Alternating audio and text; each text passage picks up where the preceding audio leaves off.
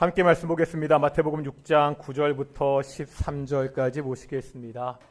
오늘 부활절 우리가 부활절 말씀을 보는 게 좋은데 우리가 계속해서 지금 주기도문을 통해서 기도 훈련을 하고 있잖아요. 이 흐름이 좀 끊기지 않는 것이 좋을 것 같아서 오늘은 그냥 하던 대로 우리 주기도문 말씀을 보도록 하겠습니다. 마태복음 6장 9절부터 13절까지 말씀입니다. 교독하겠습니다. 제가 먼저 9절 말씀 읽겠습니다. 그러므로 너희는 이렇게 기도하라. 하늘에 계신 우리 아버지여, 이름이 거룩히 여김을 받으시오며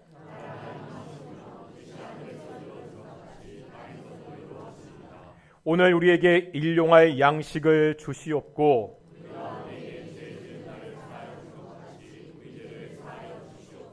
함께 읽겠습니다. 우리를 시험에 들게 하지 마시옵고 다만 악에서 구하시옵소서. 나라와 권세와 영광이 아버지께 영원히 있사옵나이다. 아멘. 이 시간 갈릴리 찬양대 찬양으로 하나님께 영광 누리시겠습니다. 오늘 부활 주일입니다. 우리 앞뒤 자분들과 이렇게 인사하겠습니다. 부활을 축하합니다.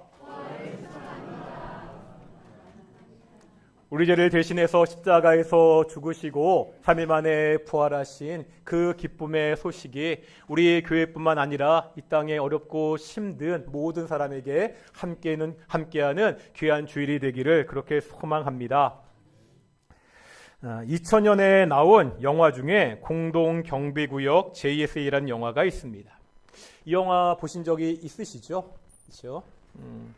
공동경비구역은 판문점이라고 이렇게 불리는 지역입니다. 한국과 북한이 군사 분계돼서 서로 대면하고 있지요. 공동경비구역 JSA는 이 지역에서 근무하는 한국군과 북한군의 우정을 그린 영화입니다. 이 영화를 보면은요, 한국군과 북한군이 처음 만나는 장면이 있습니다. 영화 보신 분들 기억나십니까? 어떻게 처음 만나죠? 배우 이병헌이 분한 이수혁 병장이 순찰 도중에 길을 잃어서 북쪽 지대로 넘어가게 됩니다. 그러다가 지뢰를 밟지요. 발을 떼면 그대로 죽는 상황입니다. 이 이수혁 병장을 배우 송강호가 분한 북한군 오경필 중사와 배우 신하균이 보한 정우진 일병이 발견합니다. 이 두 사람은 위험에 처한 그 수혁을 망설임 없이 도와주었고요. 이 일을 계기로 이념을 초월한 우정이 시작이 됩니다. 실제 지금도 이 비무장 지대에는 많은 지뢰가 매설되어 있습니다. 사람들이 이야기할 때 약 200만 개가 넘는 지뢰가 있을 것이라고 추정합니다. 이런 곳에서는 한 발 한 발 내딛는 것을 아주 조심해야 됩니다. 자칫 잘못하면 폭파해서 목숨을 잃거나 다리를 크게 다칠 수가 있습니다. 다행인 것은요, 우리가 살면서 이렇게 지뢰가 사방에 묻혀 있는 곳을 지나갈 일은 없다는 거죠. 하지만 한번 생각해 보겠습니다. 영적인 삶은 다르다는 거예요. 잘 생각해 보면 영적인 삶은 온통 지뢰밭입니다. 하나님 나라에 대한 간구를 보면서 우리가 이미와 아직 사이에 살고 있다는 말씀을 드렸습니다. 어떤 뜻이죠? 예수님이 오심으로 이미 하나님의 나라가 이 땅에 시작이 되었습니다. 하지만 아직 완성이 되지 않았습니다. 이 이미와 아직 사이에 있는 이 땅에 여전히 우리를 넘어뜨리려는 악한 존재의 마귀가 힘을 쓰고 있다는 거예요. 이 마귀가 미혹하는 시험들이요, 치료와 같이 도처에 깔려 있습니다. 우리가 정신 차리지 않고 조심하지 않으면 언제라도 넘어질 수 있는 그러한 상황입니다. 그래서 베드로 사도는 뭐라 말씀하시죠? 대적 마귀가 무엇과 같이? 우는 사자와 같이 두루 다니면서 삼킬 자를 찾고 있다고 그렇게 이야기했습니다. 우리 주변에 우리를 삼키려는 사자가 어슬렁거리고 있다는 거예요. 주기도문에서 우리와 관계된 간구, 오늘은 세 번째를 보게 됩니다. 이 세 번째 간구에서 바로 이 문제를 기도하고 있지요. 우리를 시험에 빠지지 않게 하시고 악에서 구하소서. 우리를 넘어뜨리려는 마귀의 시험은 아주 오래전부터 시작이 되었습니다. 창세기 3장에 보면 인류 역사상 가장 슬픈 이야기가 기록되어 있습니다. 하나님의 형상대로 지음받은 아담과 하와가 뱀의 유혹을 받지요. 그래서 하나님의 명령을 어기고 선악과를 따먹습니다. 인류요, 사람은 무서운 하나님의 심판을 받게 되었습니다. 아담과 하와를 넘어뜨린 이 마귀의 시험은 지금도 계속되고 있습니다. 누구도 예외가 없다는 거예요. 이 마귀가 심지어 누구도 시험하죠? 예수님도 시험했습니다. 예수님이요, 공생애를 시작하기 전에 광야에서 40일을 밤낮으로 금식하며 기도하셨습니다. 40일 금식 기도는 정말 엄청난 일이잖아요. 신앙적으로 최고조에 있을 그러한 때입니다. 그런데 마귀는요, 바로 그때 예수님을 시험합니다. 뿐만 아닙니다.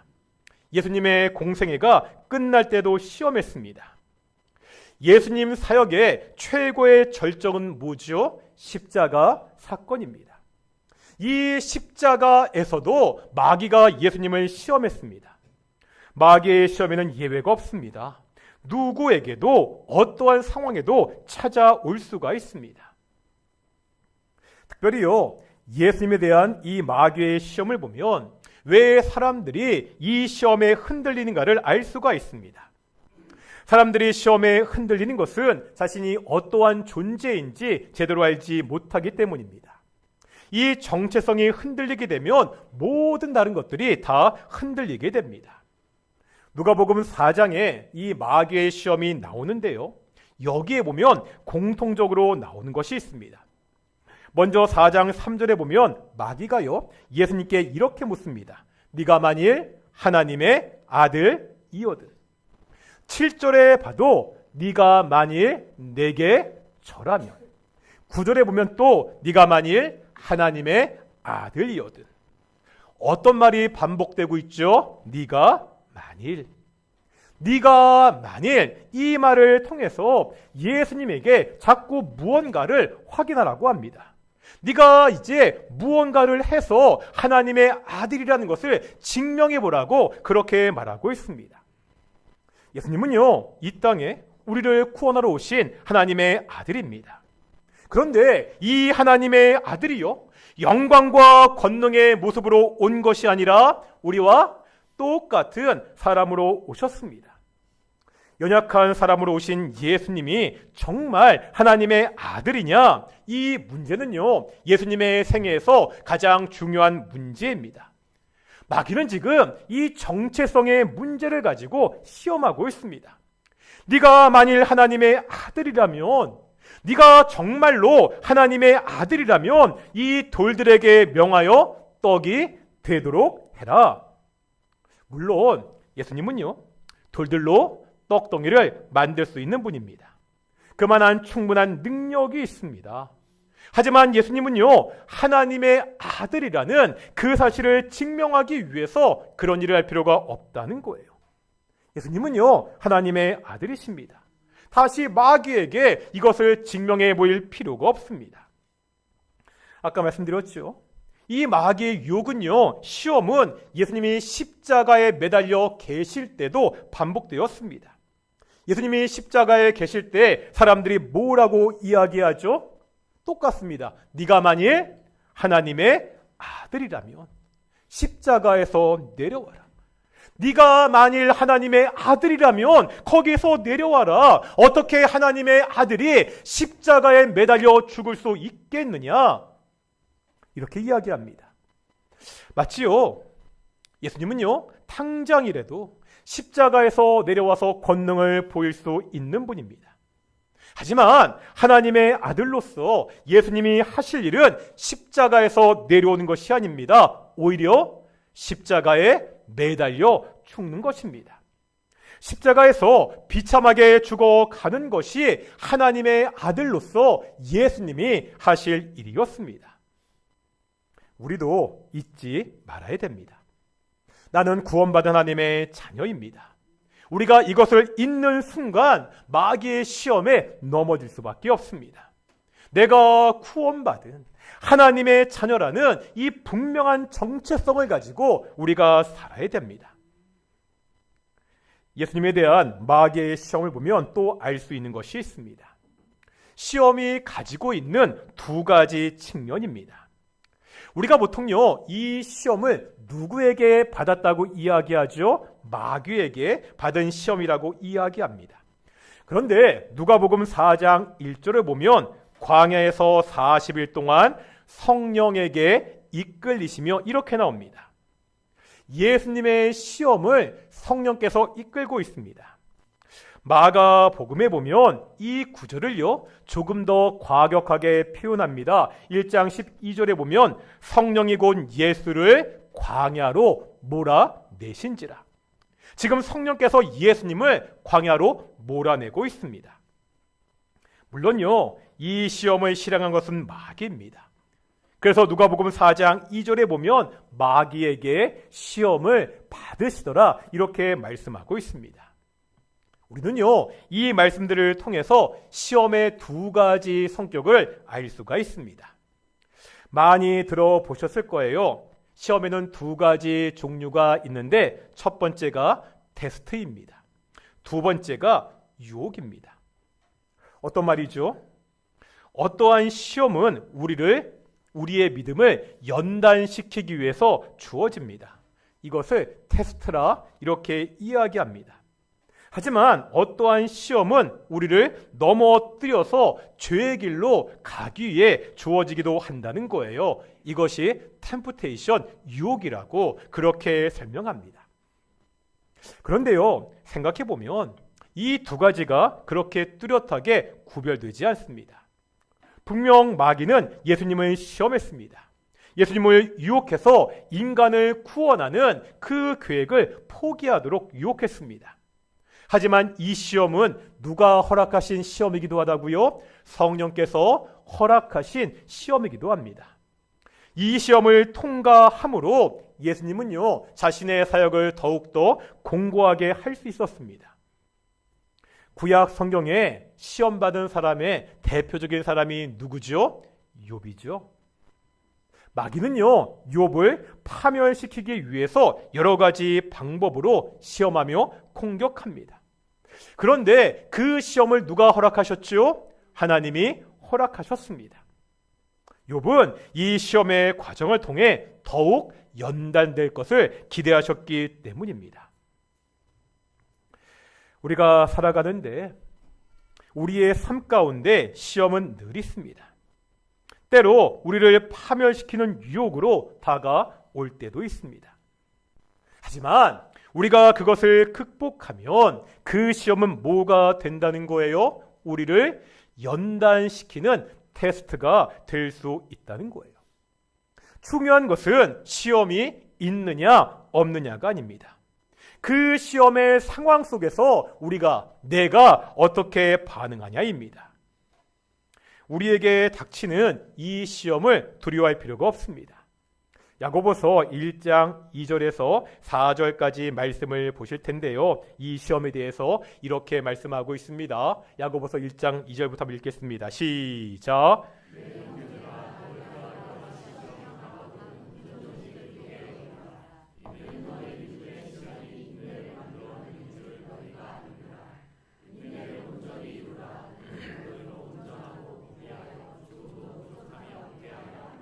아멘. 2절에 보니까 우리에게 시험이 올 때 어떻게 하라고요? 온전히 기뻐해라. 이상하잖아요. 왜 시험이 왔는데 우리가 기뻐할 수 있죠? 이 믿음의 시련이 3절에 보면 우리를 어떻게 만든다고요? 인내하도록 만들게 됩니다. 그리고 4절에 보면 바로 이것을 통해서 우리의 신앙이 더욱더 성숙해질 수 있다고, 온전해질 수 있다고 그렇게 말씀하고 있습니다. 시험이 오는 것이 중요한 것이 아니라 우리가 그 시험을 어떻게 이기느냐, 이것이 중요합니다. 어떤 시험이 오더라도 그 시험에 승리하여 더욱 성숙해지는 우리 동인의 성도들이 되시기를 축원합니다. 그러면은요, 이 시험과 악을 우리가 어떻게 이길 수 있죠? 우리 삶 가운데 닥치는 이 유혹을 우리가 어떻게 이길 수가 있습니까? 첫 번째가 있습니다. 첫 번째는 기도입니다. 예수님은요, 제자들에게 주기도문을 통해서 바로 오늘 본문의 말씀, 시험에 빠지지 않게 하시고 악에서 구해 달라고 기도하라고 그렇게 가르치고 있습니다. 예수님의 생애 마지막에도 제자들에게 동일하게 가르치셨습니다. 예수님이요, 십자가를 앞에 두고 겟세마네에서 기도하시잖아요. 이때 누구를 데리고 가시죠? 베드로와 야고보와 요한을 데리고 가십니다. 이제 십자가를 앞에 두고 있습니다. 예수님이 이 십자가를 앞에 두고 간절히 기도하고 있습니다. 그런데 이렇게 예수님이 기도하고 있는 동안에 제자들이 뭐하고 있죠? 함께 기도하지 못하고 자고 있습니다. 이 제자들에게 예수님이 이렇게 말씀하시죠. 마태복음 26장 41절입니다. 읽겠습니다. 시작.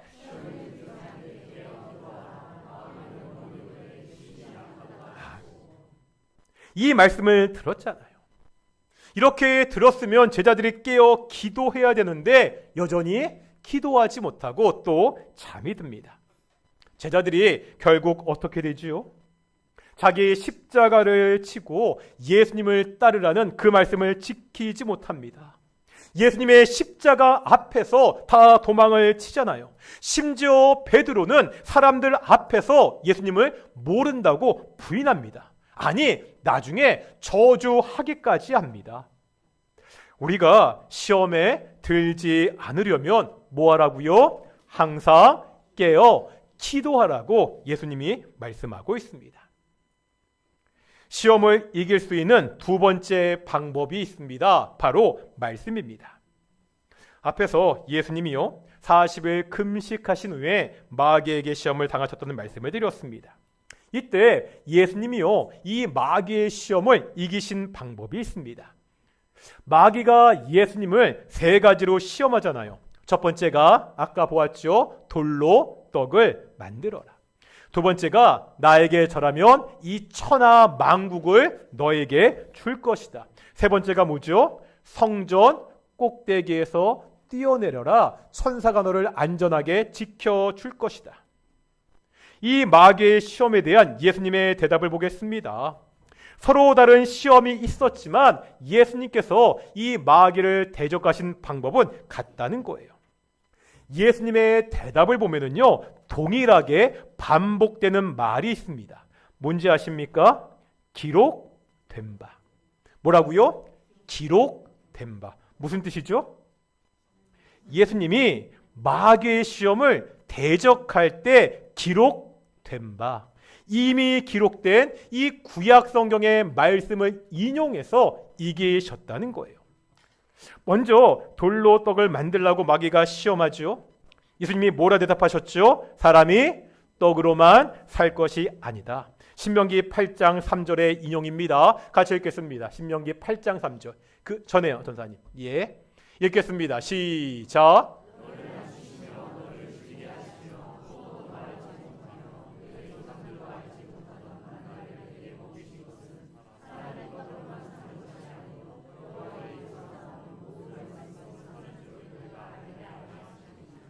아멘. 두 번째가 뭐라고요? 자기에게 전하면 이 모든 세상의 권세를 너에게 줄 것이다. 이렇게 이야기할 때 예수님은 오직 하나님만 섬겨야 된다 대답하시는데 신명기 6장 13절의 인용입니다. 신명기 6장 13절 읽겠습니다. 시작.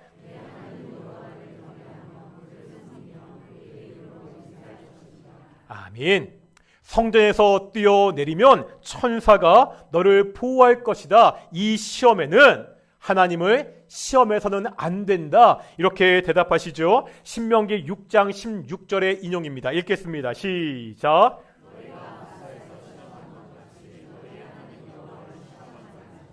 아멘. 예수님은요, 기록된 하나님의 말씀, 성경으로 마귀의 시험을 이기셨습니다. 우리가 마귀의 시험에서 이기기 위해서는 성경을 잘 알아야 됩니다. 우리를 시험하는 다양한 상황에 대해서 성경이 무엇이라고 말씀하고 있는지 우리가 알아야 됩니다. 그래야 우리를 넘어뜨리는 그 마귀의 유혹에 적절하게 예수님처럼 대처할 수가 있습니다. 이제 세 번째입니다. 우리가 마귀의 시험을 이기기 위해서는요, 세 번째로 좋은 신앙의 공동체가 있어야 됩니다. 빌립보서 1장 27절과 28절입니다. 빌립보서 1장 27절과 28절 읽겠습니다. 시작.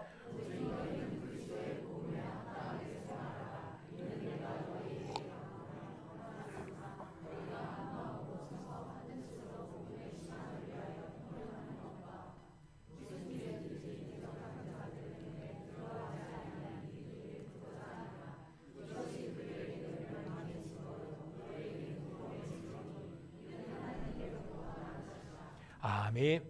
우리가 빌립보서 말씀을 강해할 때 함께 보았던 말씀이지요. 바울은요 27절에서 빌립보 성도들에게 복음에 합당하게 생활해라 이렇게 권면하고 있습니다. 그러면서 복음에 합당하게 사는 것이 어떠한 것인지를 두 가지 말씀하고 있죠. 먼저 27절에 보니까 한 마음으로 서서 한 뜻으로 복음의 신앙을 위해서 협력해라 이렇게 말씀하고 있습니다. 이제 28절에 보니까 무슨 일에서든지 대적자들을 두려워하지 말아라 이렇게 말씀하고 있습니다. 이 두 가지가 말씀하는 게 뭐죠? 우리가 복음에 합당하게 살기 위해서는 혼자만의 힘으로 안 된다는 거예요.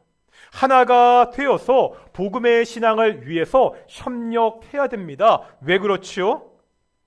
28절에 보니까 우리가 복음에 합당하게 사는 것을 방해하는 누가 있다는 거예요? 대적자가 있기 때문입니다.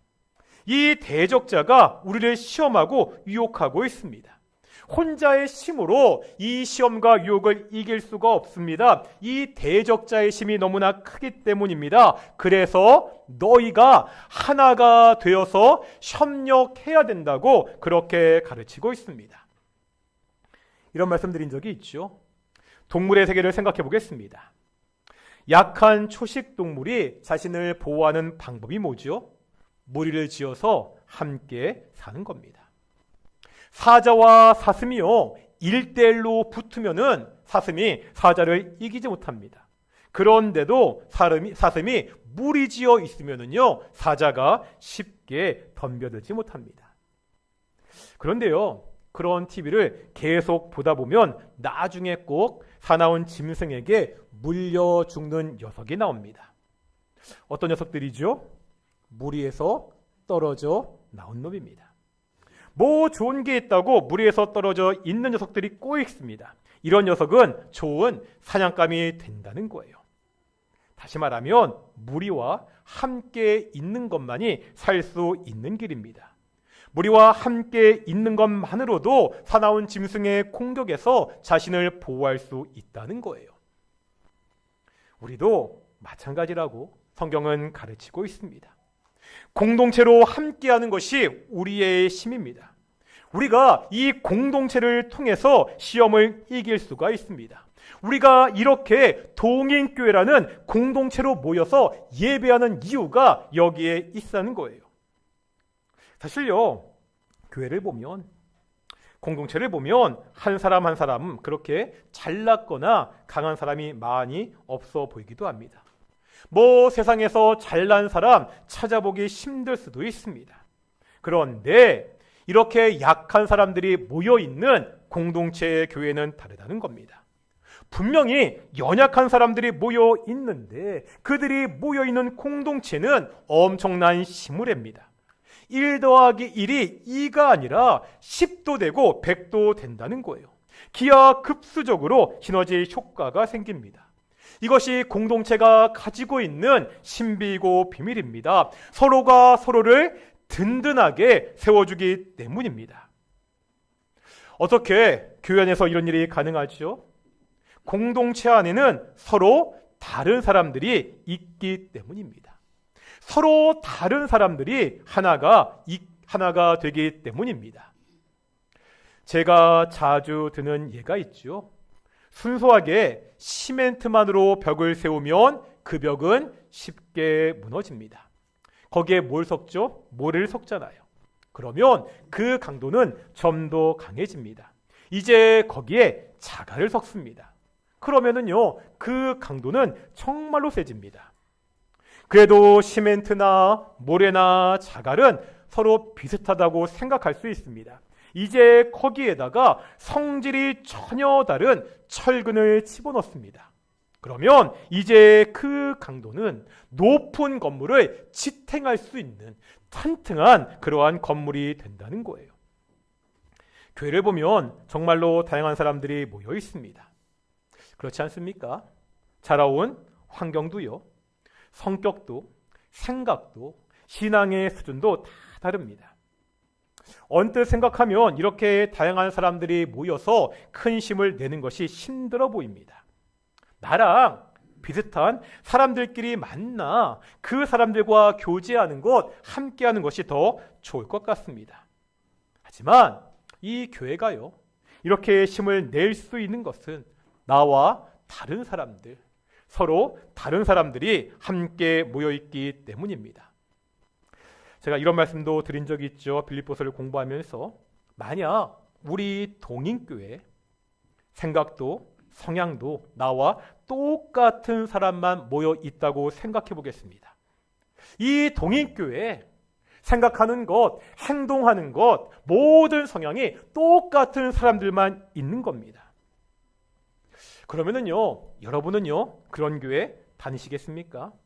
저는 상상만 해도 끔찍합니다. 나랑 똑같은 사람만 모여있는 교회는 생각하기도 싫습니다. 다 마찬가지 아닙니까? 그런 교회는요, 우리가 결코 있을 수가 없습니다. 바로 내 옆에 앉아 있잖아요. 그 사람이, 나와 다른 그 사람이 나를 지켜주는 든든한 벽입니다. 내 옆에 있는 그 다른 사람이 나와 지금 함께 있기 때문에 대적자들로부터 나의 생명을 지킬 수 있다고 성경은 가르치고 있습니다. 우리 한번 옆에 분에게 이렇게 한번 인사하겠습니다. 잘 들으시고요. 나와 달라서 감사합니다. 두 번째입니다. 당신이 내 생명의 은인입니다. 이것이 성경이 공동체에 대해서 가르치는 말씀이라는 거예요. 이제 마지막 네 번째입니다. 우리가 어떻게 마귀의 시험을 이길 수 있느냐? 마지막 네 번째는요, 도망치는 겁니다. 도망치는 거. 36개 주랭랑이란 말이 있지요. 때로 도망치는 것이 가장 좋은 방법이라는 거예요. 요셉이 그랬습니다. 요셉이 보디발의 집에 노예로 있을 때요, 보디발의 아내가 요셉을 유혹하잖아요. 아무리 유혹해도 요셉이 넘어오지 않자 하루는 계책을 씁니다. 집안에 사람이 아무도 없게 만든 다음 요셉을 유혹합니다. 심지어 요셉의 옷을 잡고서 동침하자고 계속 사정합니다. 이때 요셉이 어떻게 하지요? 자기의 옷을 그 여인의 손에 버려두고 밖으로 나가매. 어떻게 했다고요? 도망을 쳤습니다. 요셉도 남자입니다. 게다가 노예입니다. 이런 요셉이요, 주인 여자의 유혹을 끝까지 참고 이기는 것은 결코 쉽지 않습니다. 그래서 요셉은 도망을 쳤습니다. 자신을 시험하고 유혹하는 그 상황에서 벗어났습니다. 이것이 중요합니다. 죄의 유혹은 집요합니다. 아무리 믿음이 좋은 사람도 집요한 공격에 무너질 수 있습니다. 그러기에 나를 시험 들게 하고 나를 유혹하는 그 현장과 상황에서 벗어나야 됩니다. 죄를 짓게 만드는 그 상황 자체를 피해야 됩니다. 마틴 루터는 이렇게 이야기했습니다. 새가 머리를 지나가는 것은 막을 수 없지만 머리에 둥지를 트는 것은 막을 수 있다. 새가 내 머리를 지나가는 것은 막을 수는 없지만 머리에 둥지를 트는 것은 막을 수 있다. 우리를 유혹하는 현장이나 그 모임에 모르고 참여할 수 있습니다. 하지만 그 현장이요, 그 모임이 신앙적으로 유익하지 못한 모임이라면, 나를 시험되게 하는 곳이라면 그곳을 과감하게 떠날 수 있어야 됩니다. 이것이 우리가 시험을 이길 수 있는 네 번째 방법입니다. 말씀을 정리하겠습니다. 우리는요, 이미와 아직 사이에 살고 있습니다. 악한 마귀는 여전히 힘을 쓰고 있습니다. 우리를 넘어뜨리려고 호시탐탐 기회를 노리고 있습니다. 이 마귀의 시험을 어떻게 이길 수 있죠? 첫 번째 뭐라고요? 기도해야 됩니다. 두 번째가 뭐죠? 말씀으로 무장해야 됩니다. 세 번째가요, 공동체 안에서 보호를 받아야 됩니다. 네 번째가 유혹의 현장에서 도망을 쳐야 됩니다. 우리가 이렇게 마귀의 시험을 이길 때 그 시험은 오히려 우리의 믿음을 성장시키는 계기가 될 수 있습니다. 처음에 말씀드렸죠. 시험이 지뢰밭과 같이 사방에 깔려 있습니다. 우리가 이러한 땅에서 내가 하나님의 자녀라는 이 사실을 잊지 않고 항상 시험에 승리하는 성도들, 그래서 믿음의 시련을 이기고 더욱 성숙해지는 귀한 동인의 성도들이 되시기를 축원합니다. 우리 세상의 유혹과 시험이 내게 몰려올 때 찬양하시면서 함께 기도하며 나아가겠습니다.